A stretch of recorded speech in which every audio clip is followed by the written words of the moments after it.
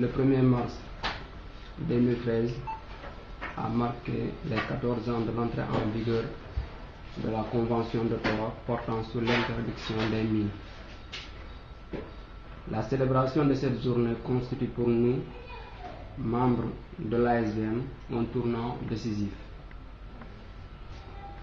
Les mines continuent en effet de faire des dégâts chez les populations laissées à leur triste sort. Le 9 février 2013, il s'est produit un accident par mine à hauteur du village de Biokabi, arrondissement de Sindian, coûtant la vie à 2 personnes, dont une femme. Les victimes étaient à bord d'une charrette. Une autre personne, en l'occurrence Omar Mbaye, âgé de 55 ans, a perdu la vie ce 8 mars 2013 suite à un accident par mine. Le 7 mars 2013 à direct aux environs de 12 heures.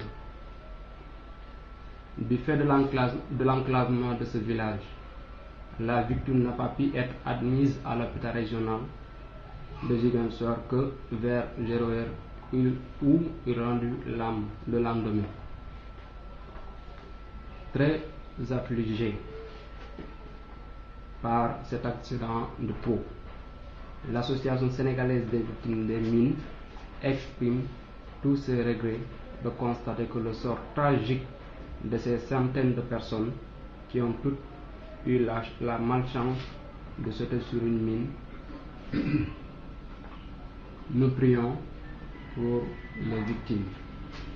Cependant, il y a lieu de s'interroger sur le mutisme des autorités et le pourquoi de cet événement triste.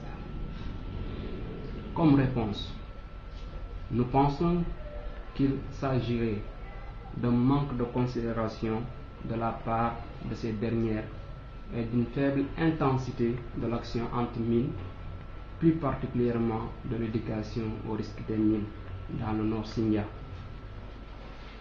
D'ailleurs, il convient de noter que depuis le projet test d'éducation au risque des mines mené par l'Association sénégalaise des victimes de mines, appuyé par l'UNICEF et l'accompagnement du COPI, des séances de masse ne seraient pas encore organisées au profit des populations dans cette zone.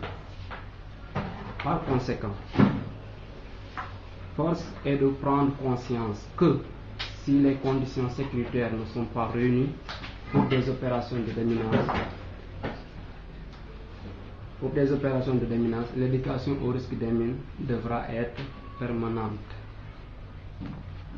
Pour réduire le risque lié aux accidents par mine, il est indispensable d'assurer la continuité de l'éducation au risque des mines dans les localités affectées, d'autant plus que les populations en ont besoin.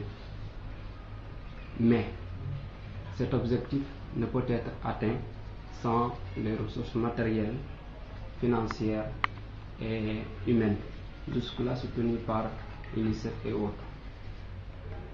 C'est en ce sens que nous lançons un appel pressant à l'UNICEF, aux ONG, aux autorités étatiques de soutenir les sciences d'éducation au risque des mines, de dégager une ligne budgétaire pour l'éducation au risque des mines. Je vous remercie.